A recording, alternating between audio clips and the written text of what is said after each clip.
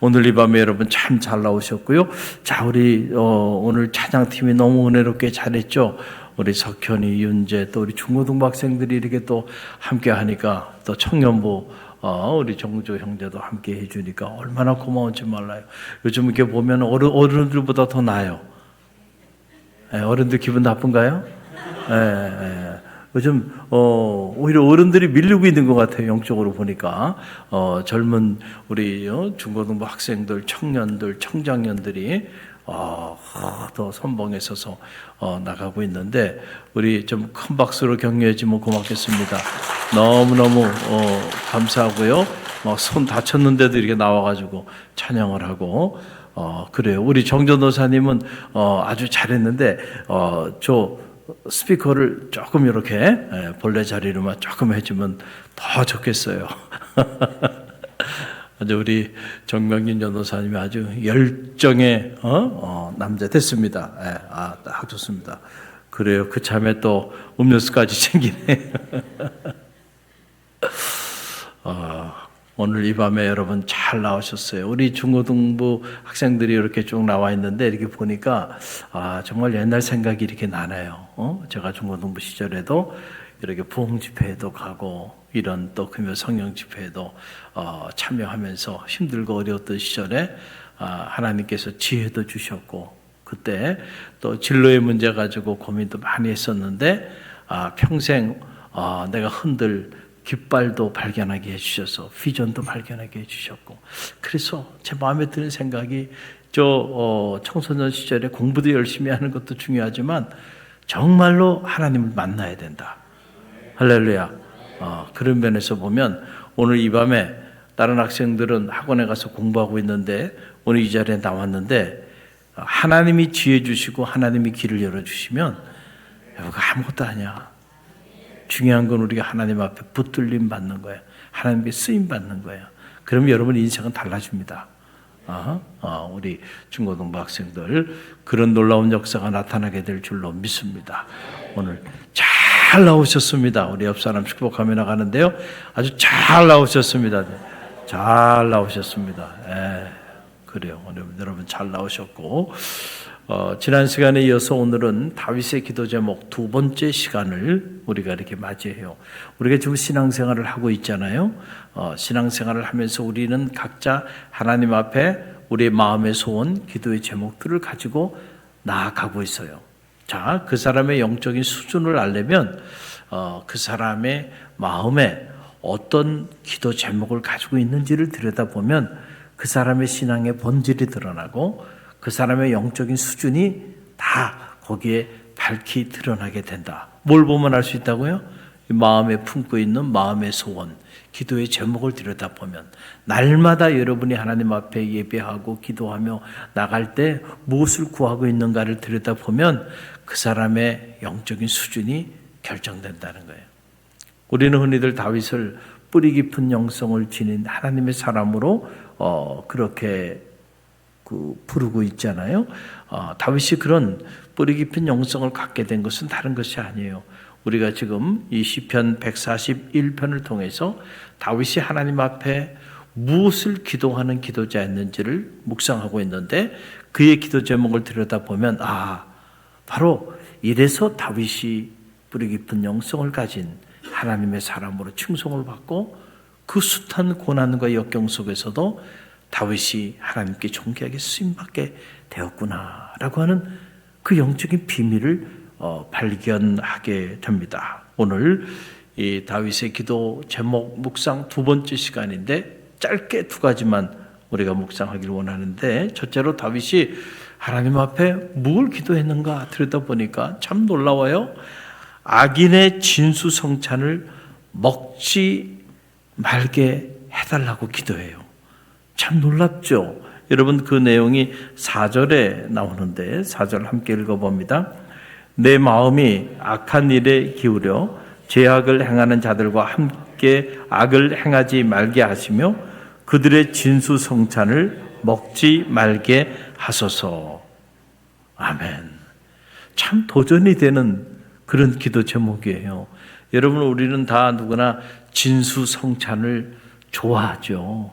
그렇잖아요. 산에 진미가 가득한 진수성찬을 싫어할 사람들이 세상에 어디 있겠어요. 그러나 그것이 악인이 베푼 것이라고 한다면 아무리 좋은 진수성찬이라도 내가 탐하지 말게 해달라는 거예요.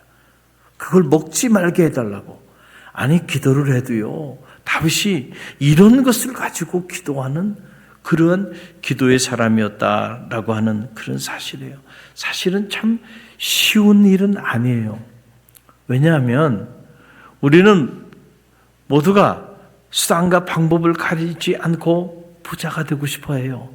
수단과 방법을 가리지 않고 성공하고 싶어 해요. 그렇죠? 그런데 다윗은 달랐어요. 악인이 베푸는 잔치, 이 잔치는 상징적인 의미를 가지고 있어요.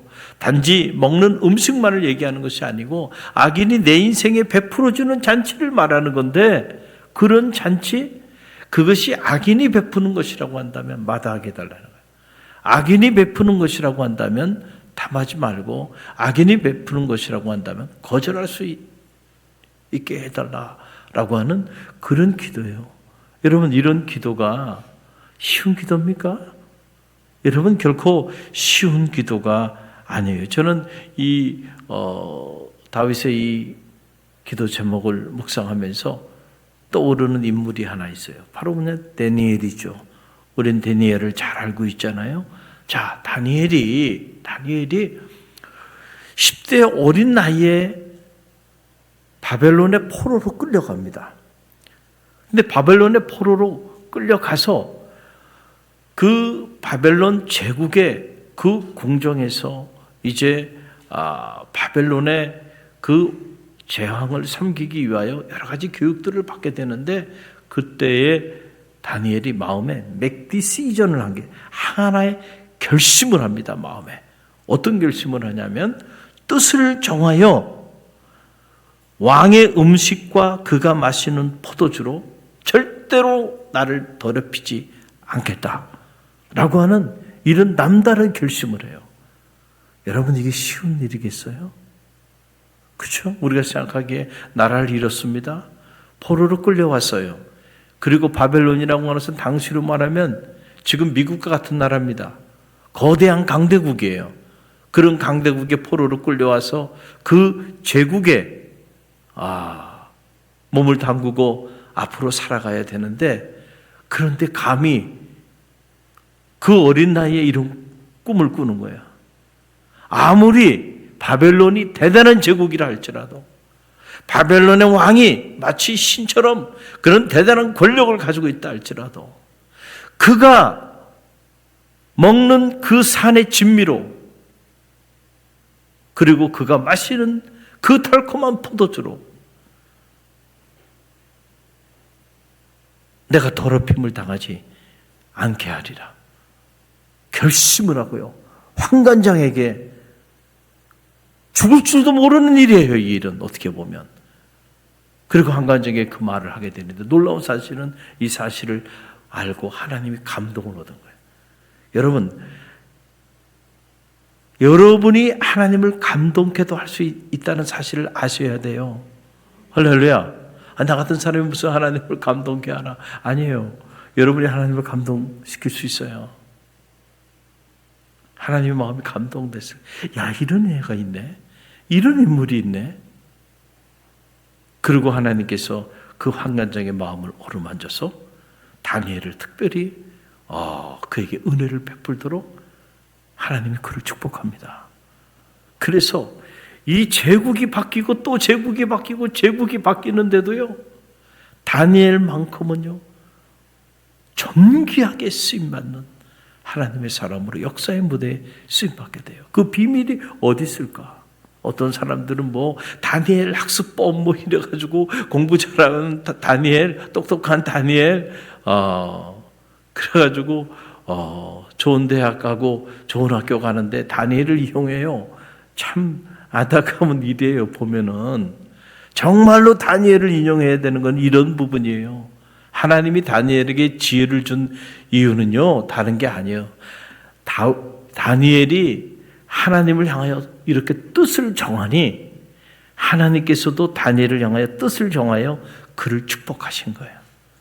오늘 우리 청소년들도 나왔는데 여러분들이 한번 하나님을 향하여 뜻을 정해보세요. 그럴 때 하나님도 여러분의 인생을 향하여 뜻을 정하죠. 내가 너를 들어 사용하리라. 그러면 세상이 감당할 수 없는 역사가 나타나요. 여러분이 사업을 하면서도 한번 뜻을 정하여 여러분의 사업체를 읽어보세요. 그러면 하나님께서 여러분의 사업체를 향하여 뜻을 정하실 것입니다. 할렐루야. 중요한 건 우리가 무엇을 향하여 뜻을 정하고 살아가느냐, 이것이 중요한데 오늘 자꾸 우리의 뜻을, 세상을 향해 뜻을 정하고 살아가고 세상을 향하여 뜻을 정하여 달려가고 있으니 하나님이 여러분의 인생과 여러분의 삶을 향하여 뜻을 정할 시겠는가라고 하는 거예요. 오늘 다윗을 통해서 우리가 배우는 일이에요. 자, 그런데 오늘 말씀을 자세히 들여다보니까, 자, 우리가 세상을 향해서 뜻을 정하든 하나님을 향해서 뜻을 정하든 이 모든 것들은 바로 우리의 마음에서부터 시작된다는 거예요. 뭐로부터 시작돼요? 우리의 마음으로부터 시작된다. 이렇게 가만히 보면 모든 일들이 다 마음에서부터 시작돼요. 마음은 눈에 보이지 않아요. 그러나 눈에 보이지 않는 그 마음이 오늘 우리의 삶을 결정합니다. 오늘 이 자리에 이렇게 많이들 나오셨는데, 이 자리에 나오신 분들은 제가 다른 건 몰라도 한 가지 분명한 사실을 알고 있는 한 가지 있어요. 그건 바로 뭐냐면 여러분의 마음이 오늘 이 자리에 있었기 때문에 이 자리에 오신 거예요. 여러분의 마음이 오늘 이 자리 이 시간에 없는데 어떻게 하다 보니까 여러분은 그냥 여기 와 있어? 그런 사람은 없어요. 얼마나 분주합니까? 다 바쁘고요. 그런데 여러분들이 생각하는 거예요. 아, 오늘 특별히 교회학교 교사들이 하나님 앞에 헌신 예배를 앞두고 오늘 특별히 교회학교 교사들 축복하는 날이지? 교사들은 그걸 생각하는 거예요. 그리고 마음에 바쁜 일, 분주한 일들이 다 있지만은 그러나 그런 스케줄 전부 다 뒤로 하고 내가 오늘 금요 성령 집회 9시에는 반드시 주님의 피로 값주고 사신 성전에 나가서 헌신 예배를 기도로 준비해야지. 그런 마음을 가지신 분들은 이 자리에 있는 거예요. 그런데 그런 마음이 없어. 그 마음이 다른 데 가 있어. 그러면 그분은 어디 가 있을까요? 다른 데 가 계신 거예요. 이해가 되시죠? 그러니까 그분의 마음이 가 있는 곳에 지금 가 있습니다. 자, 제 말이 틀려요? 맞아요? 맞죠? 그분의 마음이 가 있는 곳에 지금 그분이 현존하십니다. 그렇죠? 그게 TV 앞이 됐던, 누굴 만나는 일이 됐던, 어디가 됐던 그 마음이 있는 곳에 그 자리에 그 사람이 있어요. 여러분, 마음은 눈에 보이지 않지만 눈에 보이지 않는 그 마음이 오늘 우리의 삶을 결정하는 거예요. 그래서 오늘 말씀에도 가만히 들여다보세요. 들여다보니까는, 자, 내 마음이 악한 일에 기울어 죄악을 행하는 자들과 함께 악을 행하지 말게 하소서 그랬어요. 내 무엇이? 내 마음이 악한 일에 기울어지지 않게 해달라고. 자, 그러니까 우리의 마음이 악한 일에 기울어지면 우리의 삶도 악한 일에 기울어져. 내 마음이 악인이 베푸는 산의 진미를 탐하면 내 삶도 악인이 베푸는 산의 진미를 향하여 달려가. 그러니까 우리 삶은 우리의 마음이 이끌어 가는 거예요. 그래서 옛말에 세상 만사 뭐 먹기 나름이라 그랬어요. 마음 먹기 나름이다. 이런 말을 하신 거예요. 왜냐하면 내가 마음을 먹는 대로 똑같은 상황에서도 마음을 어떻게 먹냐에 따라서 그 위기가 기회가 될 수도 있고요. 마음을 어떻게 먹냐에 따라서 그 위기 때문에 인생이 무너질 수도 있어요. 어떤 마음을 갖느냐에 따라 달라지는 거야. 환경이 중요한 게 아니고요. 그래서 제자는 말하는 거예요. 무릇 지킬 만한 것보다 내 마음을 지키라. 생명의 근원이 이에서 남이라. 생명의 근원이 어디서부터 와요? 우리 마음에서부터 와요. 여러분의 마음이 오염되지 않아야 여러분의 인생도 오염되지 않는 거예요. 내 마음이 오염이 돼 있으면 내 삶도 오염이 되는 거예요. 그렇기 때문에 우리가 믿음의 길을 걸어가면서 많은 것들을 관리하며 살아야 되는데 그 중에 하나, 마음을 잘 관리해야 돼. 할렐루야. 여러분의 마음이 악인이 베푸는 산의 진미를 향하여 달려가고 있다고 한다면 여러분은 지금 세상을 향해 달려갈 거예요. 그러나 여러분의 마음이 하나님을 향하여 달려가고 있다고 한다면 그 마음 때문에 여러분의 삶도 하나님을 향하여 달려가게 될 거예요. 하나님은 빛이세요. 그런데 자, 이 빛은 빛을 향하여 달려가는 자들을 향해서만 그 빛이 비춰집니다. 그런데 빛이 저렇게 비춰주고 있는데 저 빛에 등을 돌려버리면 그러면 빛이 비춰줘도요 어둠을 경험하고 사는 거예요. 그 이유는 빛이 없어서가 아니고 저 빛에 내가 등을 돌렸어. 내 마음이 등을 돌렸어. 그러니까 내 삶에는 어둠이 있는 거예요. 그러나 저 빛을 향하여 내 마음이 저 빛을 향하면 내 삶도 저 빛을 향하여 터닝하게 되고 그럴 때 내 삶에 내 가정에 하나님의 생명의 빛이, 영광의 빛이, 기적의 빛이, 창조의 빛이 임하게 되는 거예요. 오늘 여러분이 이 자리에 나오신 것이 축복이고 잘 나왔다고 하는 것은 그냥 하는 얘기가 아니고요. 빛 대신 하나님을 향하여 여러분의 마음이 먼저 있었고 그 마음을 따라 오늘 빛이신 하나님께 나오셨으니 여러분의 삶에 어떤 어둠이 여러분의 삶을 엄습한다 할지라도 오늘 그 빛이 여러분 가운데 조명됨으로 여러분의 인생의 어둠이 거쳐지게 될 줄로 믿습니다. 할렐루야! 이게 중요한 거예요. 또 하나, 다윗이요, 참 기도 제목 보면 남다른 인물이었다는 걸 알게 돼요. 여러분, 이런 걸 기도 제목으로 하나님 앞에 올려놓고 기도하잖아요. 여러분, 이게 남다르잖아요. 또 두 번째 다윗의 기도 제목이에요. 보니까 의인의 책망을 달게 받게 해달라고 하는 기도 제목. 참 제가 목회를 하면서도 이런 기도 제목을 본 적이 없어요. 그런데 다윗은 이런 기도 제목을 하나님 앞에 올려드릴 줄 알았던 그런 인물이었다는 거예요. 여러분 5절 말씀 보세요. 놀랍죠? 함께 읽어봅니다. 의인이 나를 칠지라도 은혜로 여기며 책망할지라도 머리에 기름같이 여겨서 내 머리가 이를 거절하지 아니할지라 그들의 재난 중에도 내가 항상 기도하리이다. 아멘. 여러분이 이 말씀을 어떻게 읽으세요? 저는 이 말씀을 읽고 또 읽으면서 참 제 자신이 은혜를 받고 다윗이 그냥 다윗이 된 게 아니고 바로 다윗이 이런 기도 제목을 가지고 살았던 기도의 사람이었으니 하나님이 어찌 다윗을 버릴 수가 있었겠는가 라고 하는 그런 생각을 갖게 됩니다. 여러분 우리는 누구나 칭찬을 좋아하죠. 그렇죠? 칭찬을 좋아해. 그래서 칭찬은 고래도 춤을 추게 한다는 거 아닙니까? 또 제가 경험적으로 봐도 그래요. 칭찬해서 문제가 된 경우는 거의 없어. 그런데 사역을 하면서 어떤 경우는 기도하다가 너무너무 안타까워서 그래서 믿음으로 좀 권면을 한 적이 있어요. 이렇게 하면 안 되고요. 이렇게 하셔야 합니다. 그랬더니 화를 내시고 또 시간이 좀 지나고 나니까 시험에 빠졌다 그러고 그리고 또 지나고 나니까 결국 교회 물을 일으키고 또 시간을 지나고 나니까 결국 교회를 떠나더라고요. 그래서 제가 야단을 친 것도 아니고 믿음 안에서 주의 종이 권면을 한 건데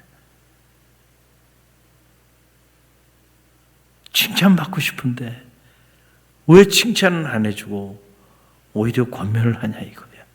이게 마음에 큰 상처가 되는 거예요. 참 안타까운 일들이. 왜냐하면 우리는 너무 다 칭찬받고 싶어해. 그런데 칭찬받고 싶어하는 그런 익스펙테이션이 있는데 칭찬을 하지 않고 만약에 오히려 불러다가 책망을 한다고 한번 생각해봐요. 여러분 시험에 빠지기도 하고 난리가 나지 않겠나 여러분? 근데 이게 자연이어서 우리 인간은 다윗을 비롯해가지고 우리 모두는 다 다 똑같아요. 다윗도 마찬가지예요. 그러니까 다윗이 자기 자신을 잘 알았어. 그러니까 다윗이 이것을 기도 제목으로 내놓은 거 아닐까요? 만약에 다윗이 책망을 받고 권면을 듣고 권면의 소리를 듣고 그럴 때마다 그것을 의연하게 받아들일 수 있었다고 한다면 이거 기도 제목으로 내놨겠어요? 아니잖아요. 다윗도 칭찬 듣고 싶어요. 항상 격려의 소리만 듣고 싶어. 근데 누가 나를 책망해? 견딜 수가 없어. 그러나 의인이 나에게 채찍질을 하면 내가 그걸 은혜로 알게 해달라. 그리고 의인이 나를 모질게 책망한다 할지라도 그 책망을 마치 머리에 기름 같게 여기게 해달라. 이 머리에 기름이라는 게 뭐예요? 당시 머리에 기름을 붓는 것은 왕이나 제사장이나 하나님의 특별히 선택받은 사람들에게 부어주는 영적인 의식이었단 말이죠. 그러니까 얼마나 영광스러운 거예요. 그러니까 의인이 나를 막 책망하더라도 내가 머리에 기름처럼 그렇게 감사함으로 영광스럽게 여기게 해달라. 이게 기도 제목이었다는 겁니다. 자, 남다르죠. 그러니까 다윗이 된 거예요. 여러분, 어리석은 사람은요, 책망을 들으면 화를 내. 응? 그런데 지혜로운 사람은 책망을 들으면 감사하게 생각한다는 거예요. 자, 여러분은 어리석은 인생을 사시겠어요? 지혜로운 인생을 사시겠어요? 분명히 대답하셨어요. 책망을 들어도 삐지거나 상처받거나 그러지 마세요. 양미진 권사님. 자, 잠언에 보게 되면 지혜자가 뭐라고 하냐? 잠언 27장 5절에 보게 되면 면책은 숨은 사랑보다 나으니라 그랬어요. 면책은 숨은 사랑보다 나으니. 사랑도 드러내는 사랑이 있고 드러내지 않지만 더 깊이 있는 숨은 사랑이 있는데 그 숨은 사랑보다 더 낫다는 거예요. 뭐가? 칭찬이 아니고요. 면책이. 여러분, 세상은 칭찬을 좋아해요. 그리고 칭찬을 통해서 사람과의 관계를 유지해 나가요. 그러나 하나님의 말씀은 여러분, 칭찬도 중요하지만 어떤 경우에는 면책이 숨은 사랑보다 더 귀하다는 거예요. 이거는 세상 사람들이 알려주지 않는 비밀이에요. 만약에 이런 내용을 가지고 책을 쓴다 그러면은 그 책은 베스트셀러가 안 될 겁니다. 그렇죠? 절대 베스트셀러가 안 돼요. 세상에 베스트셀러가 되는 책일수록 문제가 있는 책일 확률이 커요. 왜냐하면 이 악한 세상에 이 세속적 가치에 부합하는 그런 내용들이다 보니까 사람들이 거기에 현혹이 돼가지고 사람들이 그렇게 벌떼처럼 모여들며 좋아한다면 그건 한 번쯤 생각해 봐야 돼. 할렐루야. 하나님의 말씀은 언제나 보면 고독해요. 하나님의 말씀은 언제나 외로워요. 그래서 어느 세대든지 하나님의 말씀을 대언한 선지자들은 고독했고 외로웠고 좁은 길을 걸어갔어요. 왜냐하면 당시에 그 타락한 세대가 그 하나님의 말씀을 사모하면서 열광하면서 몰려들지 않았기 때문에 그들은 각기 그 시대의 가치와 그 시대의 기호를 따라 살아갔기 때문에 그래서 언제나 짝퉁은 요란하고 많은 사람들의 환호를 받고 많은 사람들의 칭송을 받았어요. 그러나 진품은 언제나 고독한 길을 걸어갔어요. 면책이 숨은 사랑보다 낫다. 그래서 책망이 칭찬보다도 가치가 있다라고 그렇게 주장한다고 한다면 그 책 누가 보겠냐 말이에요. 사보지도 않아요. 그러나 하나님의 말씀은 우리에게 다른 길을 얘기해 주고 있어요. 여러분은 하나님의 말씀이 옳다고 생각합니까? 아니면은 이 세상 사람들이 세상의 기호에 맞춰서 하는 말이 옳다고 생각합니까? 하나님의 말씀이 진리인 줄 믿으시길 바랍니다. 여러분, 다윗을 한번 생각해 보세요. 다윗을 한번 생각해 보세요. 다윗이 왜 이런 기도 제목을 하나님 앞에 올려드렸을까요? 만약에 다윗이 이런 기도를 하나님 앞에 올려드리는 그런 기도의 기도자가 아니었다고 한다면 정말로 다윗의 인생은 완전히 망가졌을 거예요. 언제 망가졌을까요? 그가 보위에 올라서 어느 날 왕궁을 이렇게 거느리고 있는데 보니까 한 여인이 목욕하는 모습을 봤어요. 마음의 음욕이 타올랐습니다. 병사들은 다 전장터에 내보내고 그리고는 이젠 다윗은 전장터에 나가지 않아도 돼요. 그런 제국을 이루었어요. 역사의 무대에 우뚝 선 거죠. 그리고 탁 거느리다 보니까 어느 여인이 목욕을 하는데 그 모습을 보니까 너무 아름다웠어요. 그 마음에 그 여인을 품었고 그 여인이 자기 충신 우리아의 아내인 줄 알면서도 그 여인을 범합니다. 그리고 이 사실을 숨기기 위해서 자기 충신 우리아를 위험한 전쟁터에 내보내서 죽게 만들어버려요. 그러니까 사실은 다윗은 간음자고 살인자야. 정말 나쁜 놈이에요. 세상 말로 말하면. 사울보다 더 나쁜 사람이에요. 이 사람은. 그렇죠? 그때 나단이라고 하는 선지자가 다윗을 찾아옵니다. 그리고는 다윗에게 바로 그 사람이 당신입니다 하면서 그 죽일 놈이 바로 당신입니다. 다윗의 이 죄를 그대로 지적하면서 모질게 책망합니다. 그때 다윗이 이 나단 선지자의 책망 앞에서 어떻게 반응했느냐에 따라 다윗의 운명은 달라졌을 거라고 저는 생각해요. 그렇죠? 아니 이놈이 감히 내가 누군 줄 알고 그러면서 오히려 나단 선지자를 박해했다고 한다면 다윗의 인생은 그걸로 끝난 거예요. 하나님이 촛대를 옮겨버렸을 겁니다. 그렇죠? 그런데 다윗은요, 그 나단 선지자의 그 책망의 소리를 듣고요, 무릎을 꿇고 머리에 죄를 뒤집어 쓰고 통회하며 자복하며 자기의 죄를 하나님 앞에 고하며 살려달라고 말이죠. 눈물로 기도하며 나갑니다. 할렐루야. 그럴 때 하나님이 그 다윗을 회복시켜 주신 거예요. 만약에 다윗이 감히 나에게 책망을 해? 성경에 자세히 나와 있지 않지만은 아마도 당시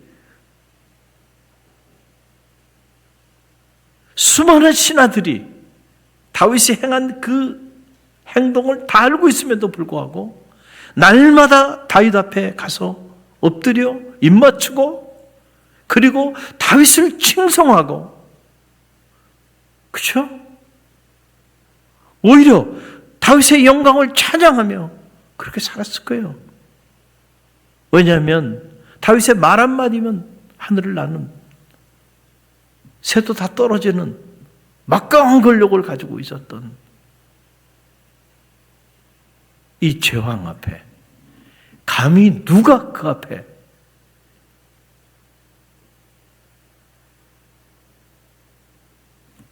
책망의 소리를 할 수 있었겠냐 말이에요. 다 그 앞에 입 맞추면서 말이죠. 위대하십니다. 그를 칭찬하고, 그렇죠? 그를 칭송하고 다 그랬을 거예요. 만약에 다윗이 그 사람들의 그 소리만 들었다고 한다면 다윗의 운명은 거기서 끝난 거예요. 근데 다윗은요, 남다른 인물이었어. 자기의 죄를 그렇게 모질게 책망하는 이 선지자의 소리에 귀를 기울였어요. 그리고 보이고 뭐고 다 집어 던지고요, 죄를 뒤집어 쓰고 우슬초로 나를 씻기소서. 내가 정하리이다. 나는 죄 중에 태어난 죄 가운데 가. 통회하고 상한 마음을 하나님 버리지 말아 해달라고 주의 성신이 나를 떠나지 말게 해달라고. 그러면서 간절히 눈물로 통회하며 자복하며 그렇게 나갔어요. 그러니까 다윗은 의인의 책망을 어떻게 해요? 자, 머리에 기름처럼 여겼고 의인의 채찍을 은혜로 받아들일 수 있었던 그런 인물이야. 그러니까 설사 다윗이 잘못된 길을 걸어갔다 할지라도 하나님은 그를 다시 회복시켜 주시잖아요. 할렐루야. 여러분, 이거예요. 이게 사울과 다윗의 차이예요. 사울은 사무엘의 책망을요, 한 귀로 듣고 한 귀로 흘려버립니다. 하나님의 사람이 한 얘기인데 하나님의 소리를 들을 수 있어야 되는데 가만히 사울을 보면 처음에는 그랬어요. 승승장구하기 시작하면 하면서부터 보니까 사울이 점점 달라집니다. 그리고는 하나님의 사람의 소리를 한 귀로 듣고 한 귀로 흘려버리네. 그 하나님 촛대로 옮겨버리는 거예요. 여러분, 오늘 다윗의 기도를 통해서 배웁니다. 오늘 우리는 하나님 앞에 어떤 기도를 올려드리고 있는가? 여러분의 기도의 제목 안에도 이 다윗의 기도 제목 같은 이런 기도 제목이 자리하게 되기를 간절히 바랍니다. 악인이 베푸는 진수성찬이라면 탐하지 않게 해달라. 또 하나, 하나님, 의인의 책망이라고 한다면 은혜로 여기고 머리에 기름처럼 여길 수 있는 영성을 제게 달라고, 그렇게 기도할 수 있는 우리 갈릴리교 모든 성도들이 되시길 바랍니다. 놀라운 사실은요, 이런 보배로운 기도 제목들이 여러분의 운명을 결정하는 거예요. 우리가 구체적으로 자녀를 위하여, 가정을 위하여, 사업체를 위하여 기도하는 일도 중요해요. 그러나 더 중요한 일은요, 우리가 하나님의 뜻대로 살고자 하는 이런 간절한 기도 제목들이잖아요. 악인의 길을 걸어가지 아니하고 의인의 길을, 그리고 무엇보다 의인의 소리를 통하여 하나님을 향하여 뜻을 정하며 살게 해달라고 하는 이런 기도 아니에요? 이런 기도자를 어떻게 하나님께서 외면하겠어요? 이런 사람을, 이런 사람의 가문을, 이런 사람이 손으로 하는 일을 어떻게 하나님이 외면할 수 있겠는가? 라고 하는 그런 사실이에요.